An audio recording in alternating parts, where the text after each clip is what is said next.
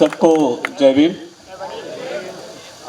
सबसे पहले तो डांगरवा गांव में दो व्यक्तियों का अभी अभिनंदन करना बहुत ज़रूरी है, और उसमें एक तो लक्ष्मण भाई और जगदीश भाई, क्योंकि उन्होंने जो साहस दिखाया उस साहस को हमें आगे बढ़ाना है, और इसलिए मुझे लगता है उनका ताली बजा के अभिनंदन।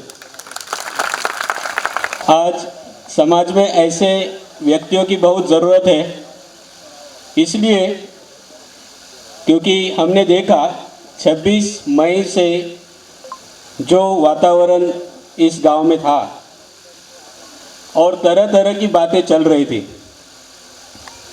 मैं यहाँ 15 दिन पहले ही आके गया हूँ और मीटिंग भी हुई थी, और समुदाय के बहुत सारे लोग थे और सब में गुस्सा था, तो गुस्से को बाहर निकालना बहुत ज़रूरी था, और उसी का नतीजा है आज का सम्मेलन।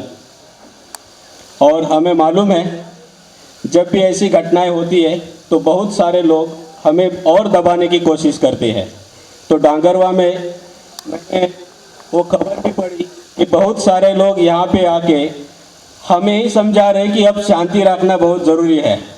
हमें मालूम है 2014 से पूरे देश में एक नई सरकार आई, और तब से अगर देखा जाए तो और ही हिंस्र तरीके से घटनाएं पूरे देश में हो रही है, बहुत ही अलग अलग तरीके से हो रही है। और जो सरकार में अभी केंद्र में बैठे हैं, गुजरात से ही दो लोग हैं जो हमेशा बोलते हैं कि ये गुजरात आदर्श राज्य है, मॉडल स्टेट है। गुजरात के बाहर आप अगर जाते हैं तो लोगों के साथ चर्चा करते हैं तो गुजरात की सिर्फ अच्छी जो चीज़ें हैं वही बताई जाती कि कितना गौरवशील गुजरात है और कितना आदर्श राज्य है। इसी आदर्श राज्य से दूसरे राज्यों ने बहुत सारी चीज़ें सीखनी है, ऐसा हमें बार बार बताया जाता है।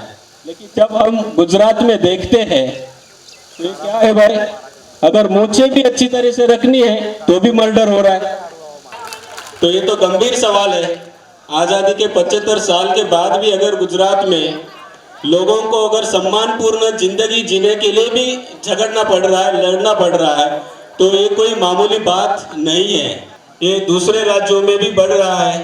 अब ये दूसरे समुदाय के लोग हमारा फायदा इसलिए उठाते हैं कि हम अपने आपस में संगठित नहीं हैं, क्योंकि जो छुआछूत की बात ये दूसरों से लड़ने की है, हम आपस में भी ये छुआछूत रखते हैं ना।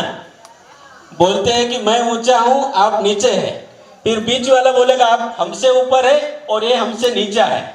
ये जब तक हम नहीं छोड़ेंगे तब तक हम भी संगठित नहीं हो पाने वाले हैं। डांगरवा में हम जितने भी लोग हैं, भले संख्या कम है, लेकिन मैं मानता हूँ हर एक व्यक्ति भी अगर मान ले तो अपने गांव में अच्छी तरह से परिवर्तन ला सकता है, जो जगदीश भाई और लक्ष्मण भाई ने आज करके दिखाया है। यहाँ पे जो हिम्मत दिखाई है ये बहुत ही महत्वपूर्ण बात हमारे लिए है। बाबा साहब अकेले ही थे जब वो लड़ रहे थे, बचपन से लेके जिंदगी की आखिरी सांस तक उन्होंने छुआछूत के खिलाफ लड़ाई लड़ी है। और इसलिए जब संविधान लिखना जब शुरू किया तो शुरुआती में ही ऐसी कुछ हमारी बातें रख दी कि सभी लोग समान है भारत में, कोई ऊंच नीच नहीं, कोई कौन से जाति का नहीं, कोई कौन से धर्म का नहीं, कानून के सामने सब लोग समान हैं। छुआछूत के बारे में भी बताया गया कि अगर छुआछूत मानते हैं तो दंडनीय अपराध माना जाएगा। तो ऐसी बहुत सारी चीजें उन्होंने करके दिया है हमें सिर्फ उसको आगे ले जाने की बात करनी चाहिए, और हमें लगातार लड़नी चाहिए। मुझे लगता है डांगरवार में एक ऐतिहासिक पहल शुरू हो गई है और हमें इसको आगे बढ़ाना बहुत ज़रूरी है। यहाँ पे बैठे हुए हमारे युवा साथी जो अलग अलग राज्यों से यहाँ पे आए हैं, ये यही दर्शाती है कि उनमें भी वो जोश है, एक गुस्सा है। तो यहाँ पे भी हमें अब यहाँ से जब वापस जाएंगे हम वही जोश से और वही उत्साह के साथ ये लड़ाई हम हमारी जारी रखेंगे। इसी शब्दों के साथ जय भीम।